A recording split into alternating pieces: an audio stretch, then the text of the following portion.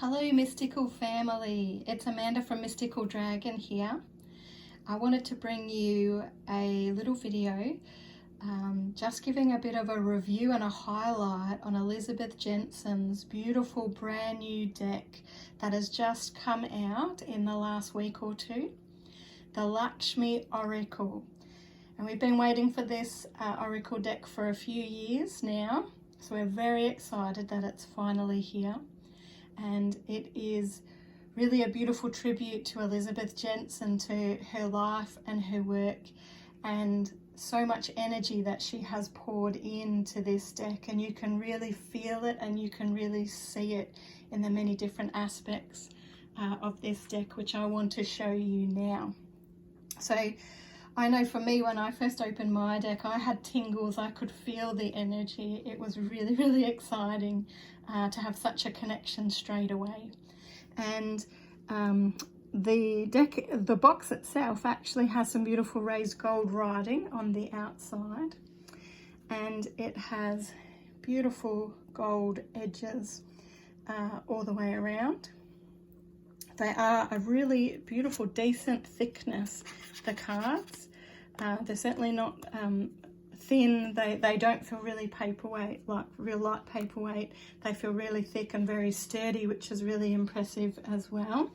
As you can see there, this is the backs, which is really pretty back with the lotus there. And I was really impressed that this is the first deck that I've ever seen that actually has 2 letters of authentication that comes with it. This is the first one which you find in your box, and this is from a Hindu priest that is authenticating the artwork that is on all the cards in this deck, that they are proper, it is proper Hindu artwork. It displays all the different divinities in the traditional and correct way, with all the correct colours and symbology and all that sort of stuff, which I know was something that was really dear to Elisabeth, to make sure that all of that was very correct. And then there is actually another letter of authenticity which is in the very front of the guidebook, and this is also from another Hindu priest, a different one, that actually talks about how genuine Elisabeth is or was with her channeling, with her connection to the divinities and the information that she always brought through from the Hindu divinities. So that's pretty amazing from the word go with an oracle deck. This is the guidebook, and I was really impressed that it is a full colour guidebook. Makes it really pretty and very detailed to work with. Look at that. Some really, you've got gold and pink all the way through, and lots of coloured imagery as well. Now she does go through a few different different ways you can do the readings themselves. So there's a few different spreads in there for you at the beginning. And then it goes into the cards, and for each and every card there is obviously the name of the divinity, there's information about the divinity itself, there's a channeled message which Elisabeth has brought through, and in true Elisabeth style she has split every single card up into 5 sections. So you've got love, abundance, work or business, education and future. Now Elisabeth did this in her last deck, her Orset deck, and she's done it for this deck as well. So Elisabeth was always a big one on not just doing general readings, because you tend to get more very general information out of general readings, but actually asking a specific question when you do a reading.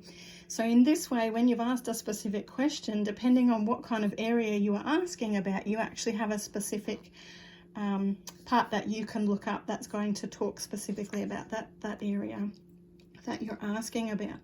So that can help your cards and your readings to become even more focused, even more specific, which is a beautiful way to work. Now also with each divinity there is actually a blessing and a mantra in the back. So Elisabeth has suggested ways that you can work with each divinity, a traditional mantra in there, any oils or crystals and things to do as well to help you to connect even deeper with that particular divinity, to help you create more of a connection. And of course, by doing that, we can bring through even more powerful messages ourselves from the divinities and through the cards, but they can also help to work with us in our everyday lives as well. It can really make a difference. So that's a really beautiful aspect that you don't commonly see with most oracle decks. So it really brings another level to this deck for sure. So you can see it's quite a decent sized guidebook with quite a lot of information, and as I said, beautifully presented with all the colour in there too. Now for me, I am not only excited about using this deck for readings, but I also see this deck as being a really powerful deck to work with, which you could use for meditation focuses. You could also use as an altar focus as well. So for either of those focuses, honestly, you can just simply display your chosen card up somewhere prominent, perhaps on your altar if you work with an altar, or some other sacred space, and have them there as the focus. You can put any other crystals or sacred objects that you feel guided or maybe directed to from the guidebook.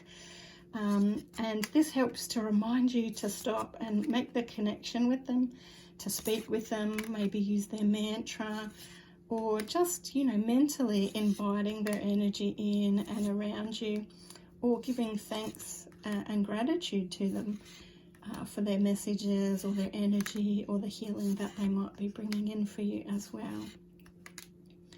Really beautiful, very vibrant, colourful, beautiful cards.